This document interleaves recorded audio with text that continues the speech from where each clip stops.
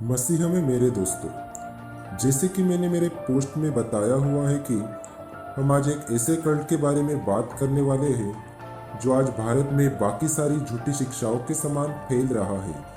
आप सभी लोग बहुत सारी झूठी शिक्षाओं के ग्रुप की जानकारी रखते होंगे, लेकिन यह ग्रुप ऐसी शिक्षाएं फैला रहा है जो हमें वैसे तो झूठी नहीं लगती है, लेकिन जब हम इनकी शिक्षाओं को बाइबल से परखना शुरू करते हैं तब इनकी सारी बातें बेबुनियाद नजर आती है। इस ग्रुप का नाम है एल मिनिस्ट्रीज और इसका फाउंडर है पीटर होरोबिन। इस इंसान के खुद के कई सारे बेबुनियाद सिद्धांत हैं। उसमें से कुछ प्रमुख सिद्धांत अभी हम देखने वाले हैं। इस इंसान का यह दावा है कि उन्हें बचपन में ही प्रभु ने बता दिया था कि मैं तुम्हें एक अलग कलीसिया दूंगा, और इस इंसान ने यही बात पकड़कर सेवकाई शुरू की। वैसे तो इसकी एक शादी हो गई थी, लेकिन इसने तलाक देकर एक ऐसी औरत के साथ दूसरी शादी की जिसने और किसी से पहले ही तलाक लिया हुआ था, और उनका ऐसा कहना है कि इस दूसरी औरत की वजह से उनकी कलीसिया बढ़ने लगी। इससे एक बात तो साफ हो जाती है कि बाइबल के वचन के अनुसार यह पीटर होरोबिन एक व्यभिचारी है, और ऐसा होते हुए भी वह यह दावा करता है कि प्रभु ने उसे सेवकाई शुरू करने को कहा है। अब बात करते हैं उसके झूठे दावों के बारे में। वह कहता है कि इज़राइल में रहने वाले सारे लोग अब्राहम के द्वारा विश्वासी हैं, और यीशु ने भी अपने समय में जितने लोगों को चंगा किया या फिर दुष्टात्माएं निकाली वे सारे विश्वासी थे। अब यह आगे बता रहा है जो यीशु में विश्वासी है केवल उनके अंदर ही दुष्टात्माएं रहती है, और वह आगे कहता है प्रभु ने मुझे विशेष रूप से चुना है ताकि मैं विश्वासी भाई बहनों को आजाद कर सकूं।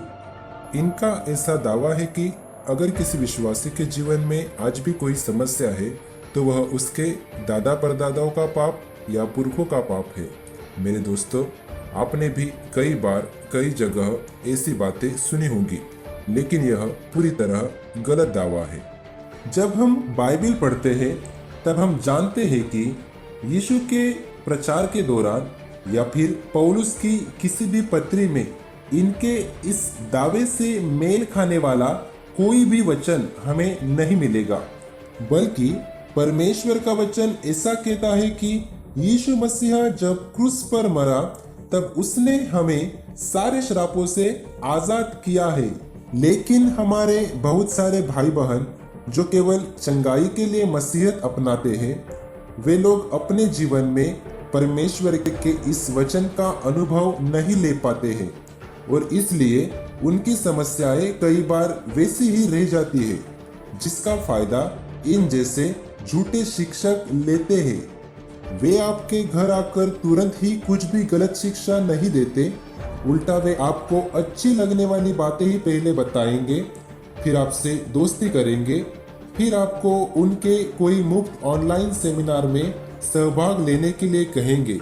जब आप उनके उन सेमिनार में भाग ले लेते हो तब किसी मनोवैज्ञानिक की तरह वह आपको आपके मन में मजबूरन ऐसी चीजें याद लाने के लिए कहेंगे जो आपने मसीही बनने के बाद मन से निकाल दी थी, और धीरे धीरे एक अलग सा दबाव वो आपके मन पर बना लेते हैं। इसके बाद उनकी सारी बातें आपके मन को सही लगने लगती है। इनका और एक दावा ऐसा है कि इंसान के हृदय में यीशु मसीह आने के बाद भी शैतान पूरी तरह चला नहीं जाता। जैसे कि अगर हम कोई मकान खरीद लेते हैं तब वह मकान मालिक चला जाता है, लेकिन घर के अंदर जो दीमक लगी रहती है वह दीमक वहां पर ही छोड़ जाता है। तो इनका सिद्धांत इस प्रकार कहता है कि वह दीमक जो है वो हमें ही निकालना होगा, क्योंकि यीशु मसीह वह दीमक नहीं निकाल पाता है। इनका यह दावा इतना बेबुनियाद है कि इस दावे के द्वारा वे यीशु मसीह की ताकत का इनकार कर रहे हैं, और हमारा यीशु मसीह जो केवल संपूर्ण नए और शुद्ध हृदय में ही आता है उसका अपमान कर रहे हैं।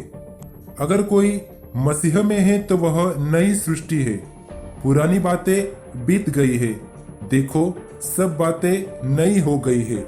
यह एक ही वचन काफी है इनके दावों को झूठा ठहराने के लिए। वैसे तो इन वचनों के समान और भी कई सारे वचन बाइबल में हैं, जिससे पूरी तरह साबित होता है कि जिसके दिल में यीशु है उसके दिल में शैतान अपने दिमाग नहीं छोड़ पाएगा। यहाँ तक कि जिस हृदय में यीशु है उस हृदय में झांकने की हिम्मत भी शैतान नहीं कर पाएगा। इनकी शिक्षाओं में से सबसे घातक और खतरनाक चीज तो यह है कि इनका यह दावा है कि जो मेरी शिक्षाएं हैं यदि किसी इंसान को मान्य नहीं है तो इसका मतलब वह इंसान पूरी तरह से शैतान के कब्जे में है और इसलिए वो मेरी शिक्षा को एक्सेप्ट नहीं कर पा रहा है। इस ग्रुप की सारी बातें अनुभव के आधार पर बनाई गई है, न कि बाइबल के मूल सिद्धांतों पर। यह लोग और भी कई सारे दावे करते हैं। इन लोगों को किस रीति से जवाब देना है उसका लिंक डिस्क्रिप्शन में दिया हुआ है। आप इस लिंक में कैसे उनकी शिक्षाएं अपनाने के द्वारा मसीही भाई बहनों का आत्मिक नुकसान हुआ है और वे कैसे विश्वास से भटककर दुष्टात्मा के फंदे में फंस गए हैं। इस ग्रुप की कलीसिया लगभग सारे संसार में चालू है और अभी ये भारत में भी फैल रही है। यह वीडियो आपके सारे भाई बहनों के साथ शेयर करें और उन्हें सतर्क करें। और आपके जो कुछ भी सवाल है वो आप मुझे कमेंट बॉक्स में ज़रूर लिखें। मसीह में सबको शालोम।